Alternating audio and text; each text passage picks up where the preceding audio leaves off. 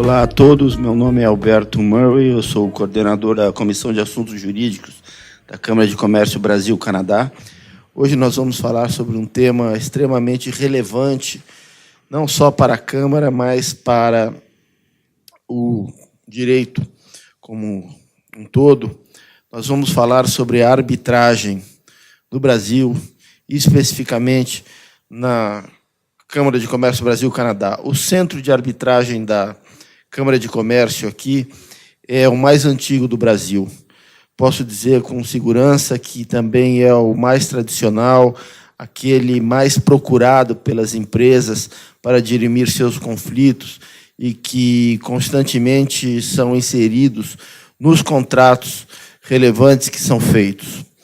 Hoje, a Câmara contempla um número muito grande de processos, não só pela sua tradição, mas pelos árbitros que a compõem, que são pessoas muito gabaritadas nesse assunto e que vem dando cada vez mais força a essa importante instituição.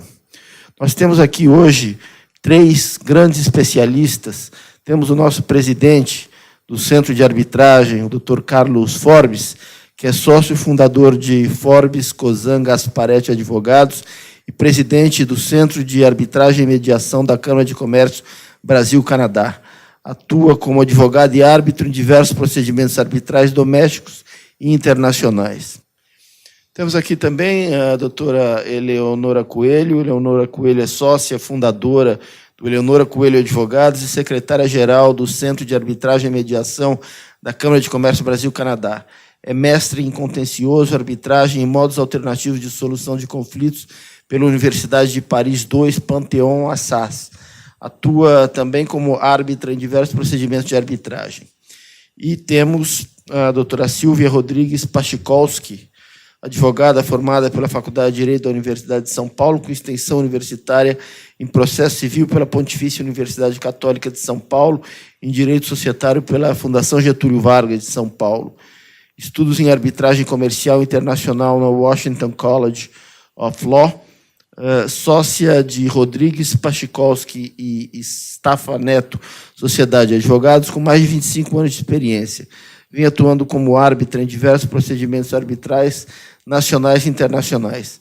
Vice-presidente do Centro de Arbitragem e Mediação da Câmara de Comércio Brasil-Canadá. É coordenadora da Comissão de Assuntos Legislativos do Comitê Brasileiro de Arbitragem e conselheira eleita da Associação dos Advogados de São Paulo. Membro da Comissão de Juristas do Senado Federal para alteração da Lei de Arbitragem e membro da Comissão Científica da Primeira Jornada Prevenção e Solução Extrajudicial de Litígios.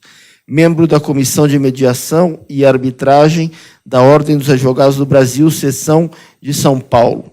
Atualmente é sócia principal em contencioso, arbitragem e área corporativa da RPSN Advogados. Nós vamos começar com o Dr. Carlos Forbes, o presidente do Centro, que vai nos contar um pouco sobre a história da arbitragem no Brasil e o Centro de Arbitragem e Mediação da Câmara de Comércio Brasil-Canadá. Carlos, por favor. Alberto, muito obrigado pelo convite, participar desse podcast. É sempre interessante fazer a divulgação da arbitragem brasileira e do Câncer-CBC.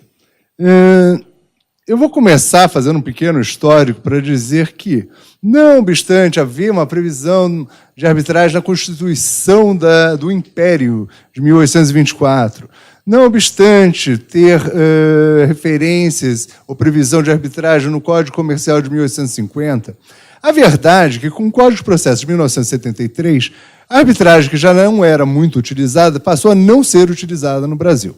Todos sabemos da dificuldade, da demora num procedimento judicial, um procedimento frente às cortes brasileiras, mas o que o Código de Processo Civil de 73 fez foi admitir a arbitragem, mas levar aquele laudo arbitral à revisão do judiciário. A revisão é essa que não era somente com relação às formalidades ou condições do laudo, mas podia se rever o próprio mérito.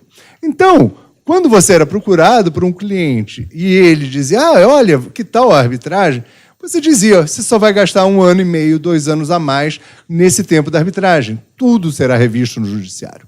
Não por outro motivo, quando eu estava na Faculdade de Direito e meu professor de processo civil era o ministro Luiz Fux, quando chegou a parte de arbitragem do então CPC, ele simplesmente disse, é uma pena que a arbitragem no Brasil não existe. Mas mesmo assim, mesmo diante esse cenário contrário, em 1979, um grupo de professores e advogados brasileiros aqui de São Paulo resolveram criar um centro de estudo de arbitragem. Naquele momento, eles não tinham aonde se reunir e uma das pessoas, conhecendo o presidente da Câmara de Comércio Brasil-Canadá, procurou se aproximar e, mais do que isso, foi efusivamente recebido. Naquele momento, disse, não só vocês podem discutir a arbitragem em reuniões aqui na nossa sede, como mais do que isso, eu vou trazer vocês para o Estatuto Social da Câmara de Comércio. Eu vou dar legitimidade. E o mais interessante, o que acabou sendo dado em troca, foi o primeiro regulamento de arbitragem institucional brasileiro. Vejam, naquela época, você tinha o Código de Processo Civil contrário à arbitragem, você não tinha discussão de arbitragem, você não tinha nenhum ambiente propício aos grandes negócios internacionais que, nas décadas seguintes, viriam. Ou seja, foi realmente uma visão iluminada do que aconteceria com o Brasil e a sua integração no mundo jurídico. Muito bem. Mas o que aconteceu nesse período, né? A lei de arbitragem ela é de 1996. Esse grupo de professores e advogados participou, ajudou na elaboração e na discussão da lei de arbitragem, mas muito pouco acontecia. Não obstante a existência do regulamento, não se utilizava. Até 1996, nós tivemos somente 3 arbitragens no CANSA-CBC. Mas, quando veio a lei de arbitragem, todos os advogados que mal ou bem já entendiam um pouco, houve uma grande comemoração. Não, agora vai, agora nós temos a lei da arbitragem, agora todo mundo vai fazer arbitragem. Não foi assim. Na verdade, a primeira reação do judiciário brasileiro foi contrária à lei de arbitragem, dizendo e afirmando que, diante a exposição expressa da Constituição Federal de que nenhuma lesão de direito pode ser excluída da apreciação do judiciário, a lei de arbitragem seria inconstitucional. Muito bem, muito se discutia, algumas pessoas tiveram iniciativa de utilizar a arbitragem, mas somente em 2001, no célebre julgamento do Supremo Tribunal Federal, foi declarada a constitucionalidade da nossa lei e, portanto, sim, é esse o grande momento de comemoração de todas as pessoas que já tinham ouvido, que queriam e que poderiam utilizar a arbitragem para a resolução dos seus conflitos. Naquele momento, em 2001, o que aconteceu? O CANSA-CBC já não era mais o primeiro, ele já tinha o 2º regulamento de arbitragem institucional brasileiro. Os outros centros foram normalmente criados a partir de 1996. Nós já tínhamos uma tradição de mais de 20 anos, nós já tínhamos experiência com o primeiro regulamento, nós já passamos a adotar as melhores práticas de arbitragem internacional no 2º regulamento. Então, foi uma consequência lógica de que as pessoas passassem a apontar o regulamento do CANSA-CBC e o CANSA-CBC para a administração dos seus procedimentos. Aliás, foi nesse momento que eu tive o meu primeiro contato, se eu não me engano, em 2003 e 2004, eu tive a primeira arbitragem no CANSA-CBC. Foi muito interessante, porque ainda nós tínhamos a famosa mesa do professor Marcos Paulo, em forma de desenho da folha, do Plátanos, que simboliza o Canadá e a sua bandeira, mas foi muito interessante, porque você já via, naquele momento, um profissionalismo. Você já entendia que as pessoas estavam se capacitando a fazer o desenvolvimento de um procedimento arbitral. Não por outro motivo, em 2006, o próprio professor Marcos Paulo resolveu certificar o CANSA-CBC pelas regras do ISO 9001. Se hoje esse pensamento seria impossível, tendo em vista a grandeza e o tamanho que o Câncer-CBC alcançou, em 2006 ele foi mais do que oportuno. Ele criou regras para atender a certificação de rotinas, de papelaria, de documentação, de pesquisas, de identificação de rotinas não práticas, de conserto.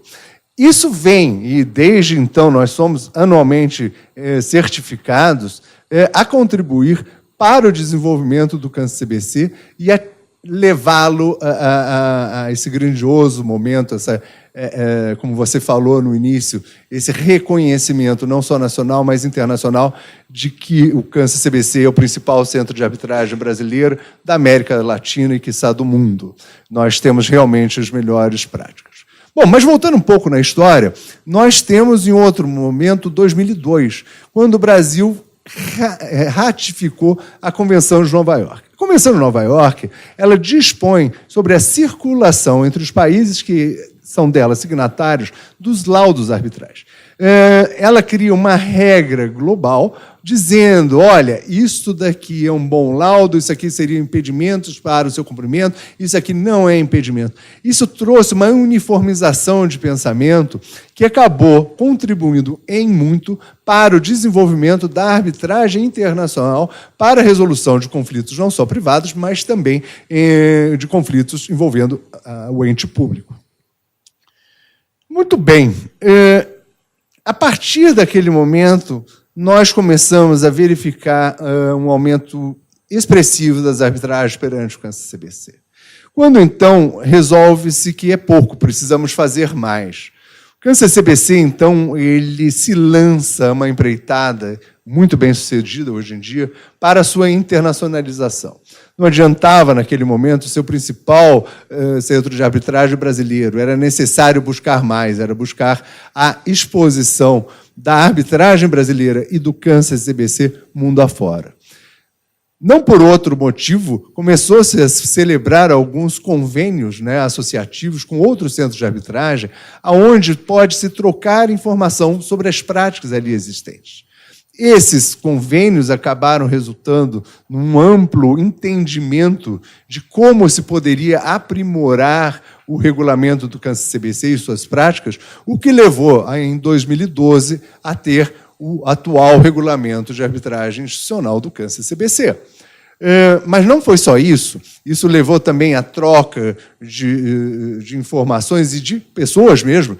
Nós recebemos de CAN Santiago, da Câmara de Arbitragem e Mediação de Santiago, uma pessoa que veio estagiar conosco. Nós já tivemos a experiência também com Paris. Nós tivemos ampla troca de informação com a Câmara de Arbitragem de Milão e por aí vai. Mas não foi só. Nós também entendíamos que era necessário fazer essa divulgação do Câncer-CBC e das práticas, e levar esse entendimento ao público. Foi, então, idealizado o Congresso do Câncer-CBC, que teve, nesse ano de 2018, a sua 5ª edição, reunindo grandes professores, grandes advogados, grandes participantes da arbitragem brasileira e internacional, de forma a contar sempre o que está acontecendo, normalmente o primeiro dia é esse, o que vem acontecendo na arbitragem, e, no segundo dia, o que vai acontecer, o que se imagina que se conheça. O Congresso acabou atingindo um enorme público e levou também ao que esse ano nós chamamos, foi a primeira iniciativa do São Paulo Arbitration Week. Ou seja, já que o Congresso do Câncer-CBC atingiu tão grande número de participantes, nada melhor do que concentrar numa única semana, que é a penúltima semana de outubro, vários e vários eventos a respeito de arbitragem e mediação e outros métodos adequados de resolução de conflito. Ou seja, acabamos criando uma nova cultura no Brasil que possibilita a reunião de vários profissionais para a discussão da arbitragem, da mediação e de outros métodos para a resolução de conflito. Muito bem. Todo esse histórico leva a números surpreendentes. Eu vou citar o número de 2017, porque 2018 ainda não acabou, mas em 2017 nós atingimos a surpreendente marca de 141 novos procedimentos arbitrais. Isso é mais do que os mais conhecidos centros de arbitragens do mundo. Isso significa, em primeiro lugar, a opção pela arbitragem como o melhor método para a solução do conflito. Isso levou o nome do CANSS-CBC à excelência dos serviços que pratica. Eu não tenho dúvida de que atingir esses números, de termos hoje 312 procedimentos em andamento, por termos criado uma estrutura para o atendimento desses procedimentos, por exemplo, hoje nós temos 8 case managers, 8 secretários executivos para que eles cuidem do procedimento e possam fazer o desenvolvimento válido dele, que possa atender os árbitros, possa atender os advogados, possa atender as partes, mas principalmente possa atender o procedimento arbitral, porque a missão do case manager é fazer o desenvolvimento mais rápido e menos custoso da arbitragem para que ela chegue no seu fim de uma maneira célere, menos custosa, mas perfeita, quer dizer, mas que aquele laudo arbitral, que aquela solução do conflito seja entregue e bem entregue. Devo falar também por todo o restante da estrutura criada. Hoje, o CANSS-CBC tem um departamento financeiro para tomar conta de todos os recebimentos e pagamentos feitos no decorrer da arbitragem. Mas nós temos um pessoal administrativo que cuida desde o simples arquivo de uma petição, mas também para a circulação desses documentos, para verificação e confirmação ou conferência de tudo o que foi protocolado perante o CANSS-CBC. Mas não foi só, a gente teve que trazer mais gente para essa contribuição. Ou seja, os case managers, que fazem um trabalho fantástico, infelizmente tiram férias uma vez ou outra durante o ano, e nós, então, criamos os secretários executivos adjuntos para que possam não só substituí-los durante essas férias, mas assisti-los durante todo o ano, de forma que o procedimento não tenha nenhuma interrupção. Trouxemos também, criamos um programa de estágio esse que são para os alunos brasileiros, mas também para receber estudantes internacionais que possam conhecer a nossa prática. Aliás, com relação ao estudante internacional, o CANSS-CBC teve a iniciativa, dentro desse projeto de internacionalização, de investir na próxima geração de arbitralistas. Nós, desde, acho que eu acredito, uns 8 anos, temos participado da competição de arbitragem conhecida como Wismut. Essa competição acontece em Viena todos os anos, na época, um pouquinho antes da Semana Santa, e reúne, como reuniu em 2017, 352 faculdades de direito, times de faculdades de direito do mundo inteiro, que discutem um problema que, se não tem solução, demanda intensos estudos para que cada um seja avaliado na sua performance, como se advogado fosse. E faço a referência a 2017, que foi um ano muito importante ao CANSS-CBC, já que as suas regras foram utilizadas no problema. Ou seja, o reconhecimento de que as regras do CANSS-CBC estão up-to-date com o mundo da arbitragem internacional, acabou levando a esse regramento a ser conhecido de todos esses times, né? Porque se nós pensarmos, são 352 faculdades de direito envolvidas, cada um tem um time de mais ou menos 10 estudantes, nós, de partida, estaríamos falando de 3.520 pessoas estudando o regulamento do CANSS-CBC. Mas não é só, esses times eles são julgados por advogados e professores, que chega a um número de quase 1.000 profissionais envolvidos. Ou seja, nós temos pouco mais de 4.500 pessoas envolvidas e discutindo o regulamento do CANSS-CBC.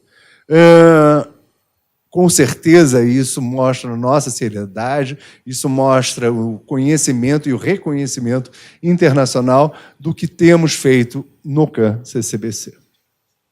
Dando continuidade ao nosso tema de hoje, passar a palavra para a doutora Silvia Rodrigues Pachikolski, que vai falar sobre a questão da arbitragem institucional versus a arbitragem ad hoc, Por favor, com a palavra, doutora Silvia. Obrigada, Alberto. Um prazer estar aqui, cercado com a doutora Eleonora, o doutor Carlos Forbes, para falar um pouquinho de arbitragem e, principalmente, do CAN-CCBC. Quando as partes escolhem ou decidem no contrato eleger a arbitragem como a forma de solução de conflitos, as partes têm duas opções. Optar pela inclusão da cláusula arbitragem e pela escolha de uma câmara de arbitragem que irá fazer a administração deste procedimento, ou escolher por aquilo que chamamos de arbitragem ad hoc, que é aquela arbitragem que não há uma entidade gestora, administradora do procedimento. Nos últimos 20 anos, digamos assim, desde a edição da Lei de Arbitragem, ou até mesmo antes, não se tem notícias, ou são muito raros, os casos em que os advogados e as partes escolhem a arbitragem ad hoc como forma de administração do procedimento arbitral. E isso se dá exatamente pelo fato, a meu ver, de que quando as partes decidem pela arbitragem como forma de solução, o que se pretende é obter da arbitragem os seus grandes benefícios, que é a agilidade, a especialidade dos árbitros, a segurança jurídica no sentido de que eu vou ter uma resposta num determinado prazo, respeitando as regras que estão estabelecidas. Quando escolhemos uma arbitragem institucional, e aqui vou falar especificamente, quando escolhemos o CAN-CCBC como forma como câmara para administrar o procedimento, automaticamente eu estou escolhendo a previsibilidade e a transparência, porque eu sei quais são as regras que serão aplicadas neste procedimento arbitral, eu conheço o regulamento antecipadamente, então eu sei se eu tiver várias partes dentro de um procedimento se iniciando, eu não vou ter dúvidas sobre como se escolhem esses árbitros. Eu sei que dentro do regulamento do CAN-CCBC, em havendo multipartes, em havendo várias partes requerentes ou várias partes requeridas, a presidência do Centro de Arbitragem indicará os 3 árbitros e formará um tribunal equânime, sem privilégios para que uma parte possa ter benefícios na indicação do árbitro em detrimento das outras.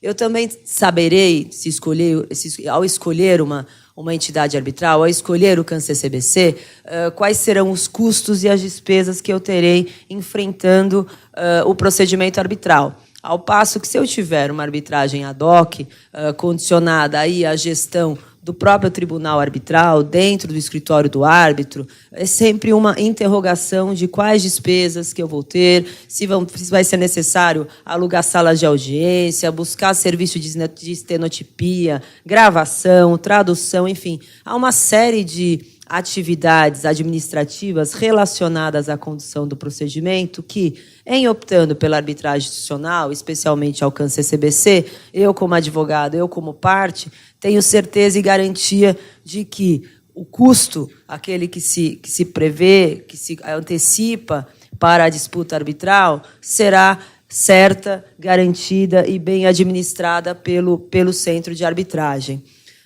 De outro lado também, dentro dessa questão da escolha da lista da escolha dos árbitros, quer dizer, eu tenho certeza de que o presidente do centro de arbitragem, que é aquela pessoa que está inserida no mercado, que conhece os melhores árbitros, que conhece os temas que estão em discussão, vai escolher ou vai decidir pela escolha do melhor árbitro para o procedimento, se assim for o caso.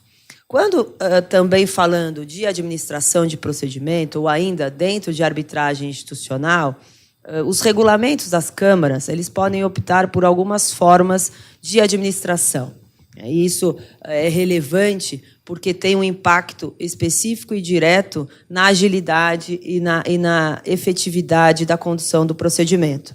Eu posso ter uma administração pela Câmara feita apenas na fase administrativa e com a responsabilidade do delivery, da entrega da sentença, ou eu posso ter os case managers, como mencionado pelo Dr. Carlos Forbes, que são aqueles advogados dedicados efetivamente ao dia a dia e ao todo dia do procedimento arbitral, que vão ter a certeza e a garantia da agilidade na troca dos documentos, dar apoio administrativo ao tribunal arbitral e também às próprias partes na condução do procedimento. A arbitragem institucional ainda, dependendo do regulamento, ela deve prever ou ela garante a forma do controle de qualidade desse serviço prestado pelo Centro de Arbitragem ou pela Câmara de Arbitragem.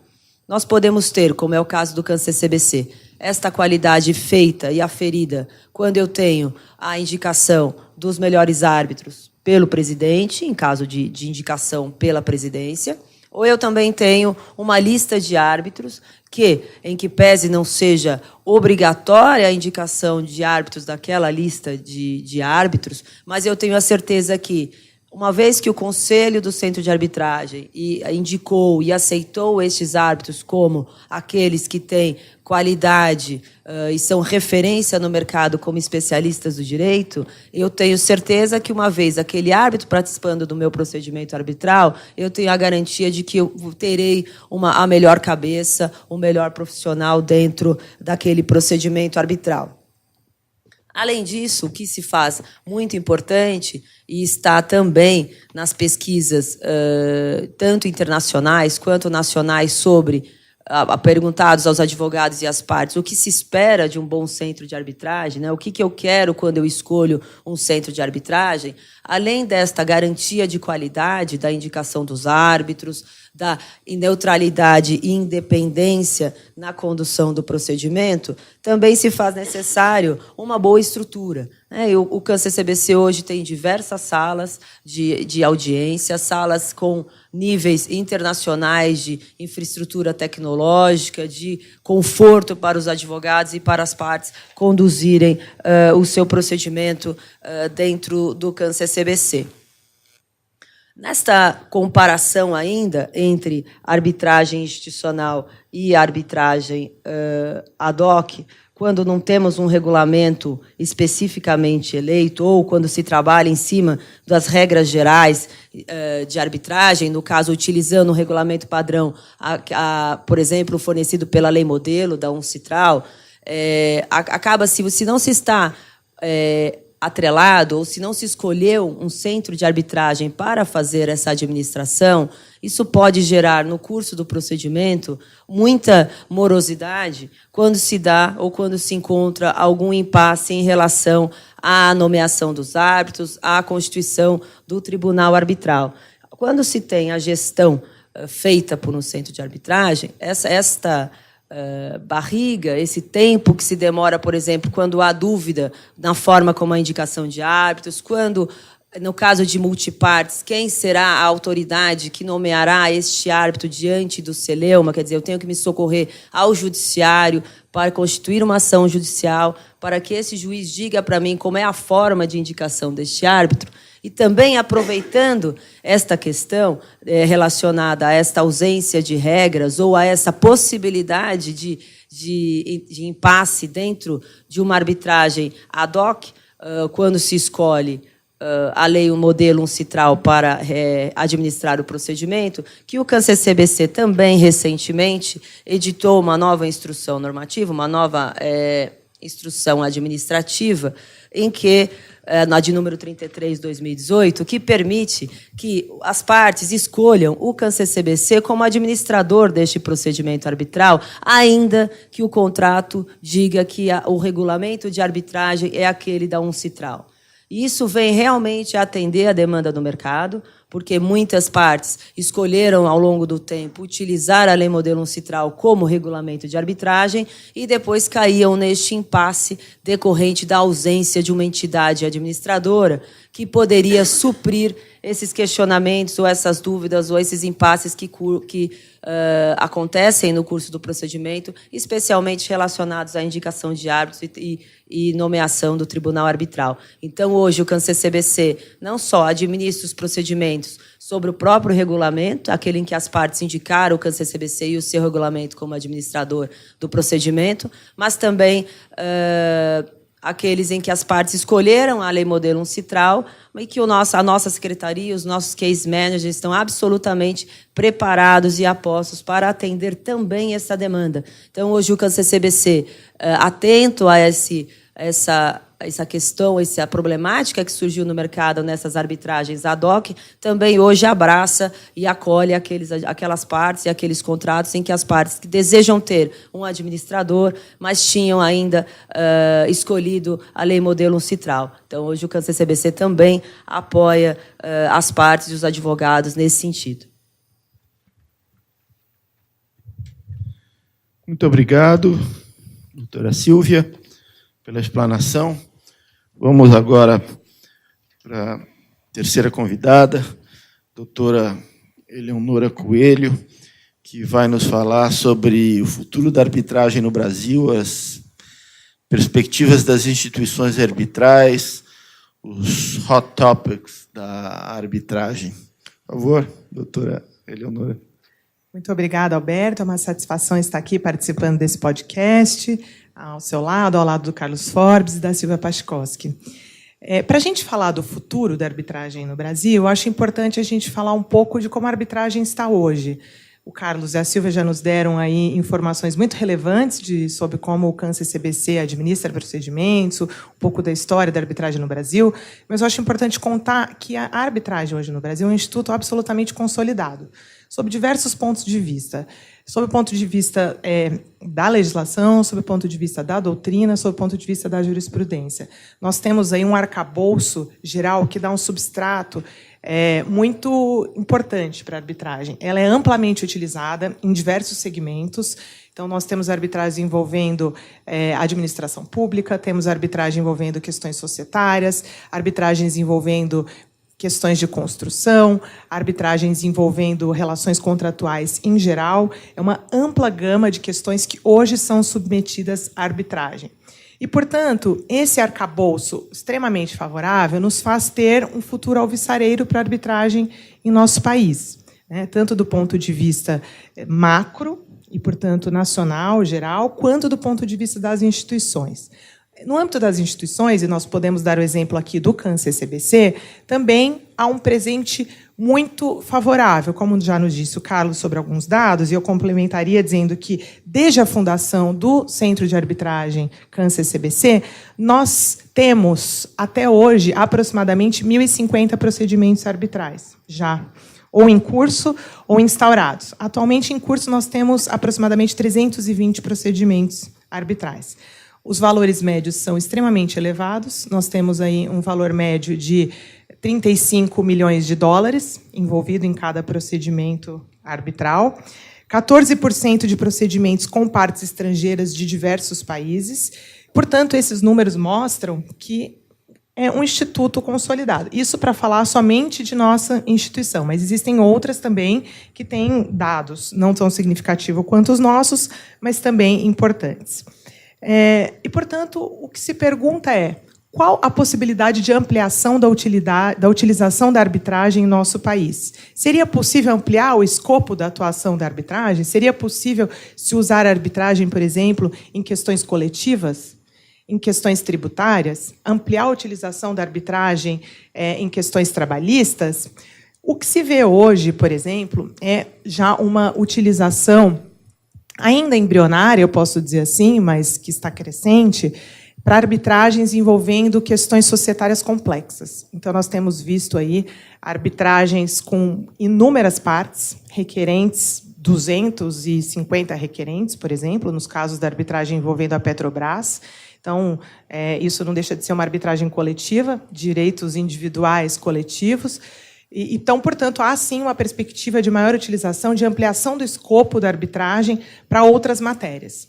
A arbitragem de direito tributário ainda nós não temos, mas o Portugal, por exemplo, já tem arbitragem envolvendo questões tributárias. Nós temos tido muitos debates com eles para saber se isso seria algo viável em nosso país, mas ainda é algo que está em âmbito de discussões acadêmicas, né? A arbitragem em direito consumidor, na reforma da lei de arbitragem, da qual participei da Comissão de Reforma do Senado, em conjunto com a Silvia Pachkowski aqui presente, nós tentamos aprovar um dispositivo, mas ele acabou sendo vetado no final do dia. Mas o que, de certa forma, nós consideramos até positivo, porque a ideia é que haja uma ampliação do escopo da arbitragem, mas sempre preservados os direitos daqueles que estão participando, sob pena depois de se criarem problemas para o próprio Instituto da Arbitragem. E o exemplo que eu trago aqui é os Estados Unidos. Os Estados Unidos ampliou muito o escopo de atuação da arbitragem. Então, nos Estados Unidos, você tem até a arbitragem compulsória, a arbitragem envolvendo consumidores em geral. Então, se você compra um pacote de TV a cabo, você tem arbitragem prevista ali. Qualquer mínima coisa que você faz de negócio tem uma cláusula compromissória. E qual o efeito negativo ou perverso dessa ampliação excessiva do escopo da arbitragem? O efeito é que há uma maior intervenção do Poder Judiciário nas decisões arbitrais e no próprio procedimento arbitral, coisa que hoje, em nosso país, não existe. Hoje, há uma devida e correta colaboração do Poder Judiciário com a arbitragem. A arbitragem é respeitada como um instituto autônomo, como uma ordem jurisdicional autônoma, e, portanto, o Poder Judiciário ele interfere somente na medida em que ele deve interferir. Nós temos, por exemplo, em alguns estados, varas especializadas que cuidam das questões de arbitragem. São Paulo é um deles. E eu tive recentemente com um dos juízes responsáveis por essa vara, e ele é extremamente favorável a esse mínimo controle necessário da arbitragem. Isso é muito positivo, porque faz com que o Instituto tenha forças para se desenvolver cada dia mais e dentro dos limites necessários e previstos na lei. Do ponto de vista institucional, como eu disse, também há uma consolidação muito grande do Instituto, os números falam por si, e, de qualquer modo, nós temos objetivos de sempre ampliar e melhorar em diversos aspectos. Nós procuramos estar sempre modernizando nossas instalações, apesar de, como a Silvia já ter mencionado, nós termos instalações de primeiro mundo, nós teremos reformas e teremos novas instalações para buscar sempre melhor atender o nosso consumidor, né, e melhor gerir os procedimentos arbitrais, modernização de cybersecurity, sempre protegendo os dados envolvidos nestes procedimentos arbitrais, que são questões normalmente muito sensíveis, diminuir o tempo, redução do tempo desses procedimentos arbitrais, há um severo controle dos case managers, das secretarias do procedimento arbitral. Nós temos o ISO, aqui um procedimento de controle, de eficiência, de garantia de qualidade, e isso também implica uma análise do tempo envolvido desses procedimentos. Hoje em dia, um tempo médio de duração é 16 meses, e a ideia é reduzir cada vez mais, procurando fazer com que o regulamento seja adequadamente cumprido no menor prazo possível. Nós também estamos agora implementando uma nova resolução administrativa para reduzir os custos da mediação, de forma a incentivar o uso deste instituto também. Porque, como eu disse, a arbitragem já é um instituto consolidado em nosso país e tem sido amplamente utilizado. A mediação, apesar de também ter um marco legal, que foi feito em 2015, ela ainda não tem uma utilização que ela poderia ter. Portanto, nós, como instituição, entendemos que a nossa missão é fomentar o uso da mediação. Então, nós estamos aí emitindo uma resolução que proporcionará um desconto importante nos custos de registro para a utilização de mediação, de forma a fomentar o uso da mediação, tanto anteriormente à arbitragem, quanto no curso da arbitragem, caso uma das partes entenda que é o caso de suspender para tentar essa mediação. Sobre hot topics, que você disse que eu falaria, eu acho que tem algumas questões que o CAN-CCBC também é muito pioneiro e que nós temos desenvolvido de forma pioneira, não só no Brasil, mas no mundo. Nós ampliamos a participação de mulheres no corpo de árbitros. Nós fizemos uma resolução administrativa, a resolução de 30 de 2018, na qual a gente prevê algumas questões, como, por exemplo, nós só patrocinamos eventos que tenha pelo menos 30% de mulheres participando. Nós nos comprometemos a aumentar o número de árbitras no nosso corpo de árbitros, e já fizemos isso. Nós aumentamos de 14% para aproximadamente 25% o número de mulheres no corpo de árbitros, e a ideia, inclusive, é aumentar para 30%. E, nas indicações que o CAN-CCBC faz de árbitros, ele observa 50% de homens e 50% de mulheres nessa indicação. Nós também temos tido várias outras medidas que são consideradas de ponta. Por exemplo, nós temos a resolução sobre third party funding, que é financiamento de terceiro.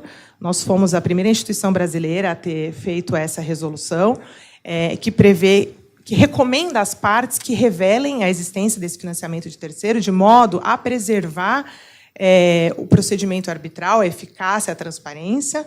Nós também tivemos, recentemente, uma resolução sobre árbitro de emergência, que as partes podem incluir na sua cláusula compromissória, e, quando incluem essa disposição, terão a possibilidade de ter o árbitro de emergência. E também, como já mencionado aqui, tivemos uma resolução determinando a gestão de procedimentos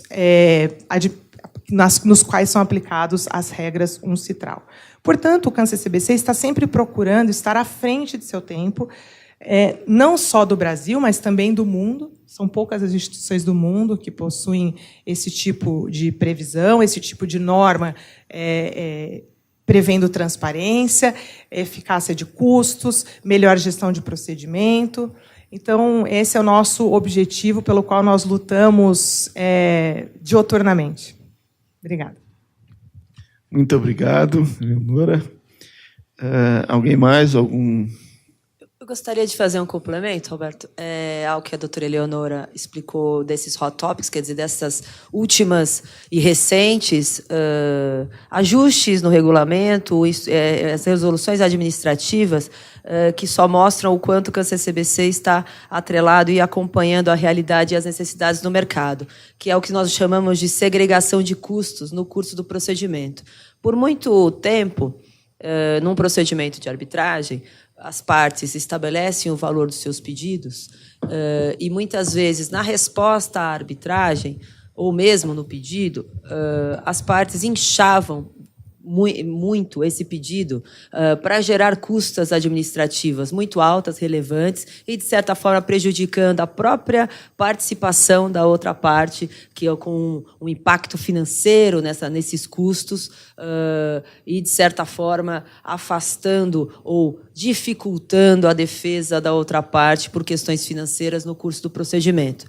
Atento a isso, o nosso centro de arbitragem estabeleceu uma nova regra chamada segregação de custos, na qual, em havendo essa disparidade de pedidos entre requerente e requerido, o CAN-CCBC faz um corte nesses dois pedidos, nesses dois valores, e cada parte é responsável apenas pelo recolhimento e pagamento das custas daquilo que é o seu pedido. Dessa forma, nós permitimos que tanto requerentes quanto requeridas tenham os seus pedidos aceitos e definidos pelo Tribunal Arbitral, sem que essa questão financeira seja ou constitua um óbice ou um prejuízo para a defesa de cada uma das partes. Então, acho relevante. Efetivamente, já tive, tanto em casos como advogada, que isso foi de grande relevo para poder permitir a participação da parte não tão forte, muitas vezes, no desequilíbrio entre uma grande empresa e um acionista dissidente, ou num negócio em que há realmente uma disparidade momentânea financeira e que a segregação de custos permite, sim, essa participação efetiva e, de certa forma, afasta aquela pecha de que a arbitragem é muito cara ou que a arbitragem impede que as partes exerçam o seu direito de defesa. Eu acho que, dessa forma, a balança volta a ficar equilibrada dentro desse contexto do procedimento arbitral. Bom, eu só complementando, em função das exposições da Eleonora e da Sílvia, um centro de arbitragem ele é, acima de tudo, um prestador de serviço. E, portanto, ele precisa ouvir os anseios dos seus usuários de forma a aperfeiçoar, a melhor fornecer os serviços que são procurados. Eu tenho certeza que o CAN-CCBC conseguiu atingir isso. Inclusive nesse podcast. Esse podcast ele não pretende se exaurir todos os assuntos referentes à arbitragem brasileira, referente ao CAN-CCBC, à arbitragem institucional. Ele visa introduzir esse assunto, introduzir o que existe hoje em dia no CAN-CCBC para permitir que as pessoas estudem, que busquem maior conhecimento sobre arbitragem e sobre o próprio câncer CBC, ao que, então, todos estão convidados a conhecer no nosso site. Nós estamos aperfeiçoando um aplicativo para telefonia celular que com certeza será mais uma ferramenta de conhecimento. Muito obrigado, Alberto, e que esse podcast sirva aos seus ouvintes como uma introdução ao maravilhoso e fantástico mundo da arbitragem. Obrigado. Muito obrigado ao nosso debatedor e às nossas debatedoras de hoje. E convido aos ouvintes para ficarem atentos às próximas edições de podcast da Comissão de Assuntos Jurídicos aqui da Câmara. Muito obrigado.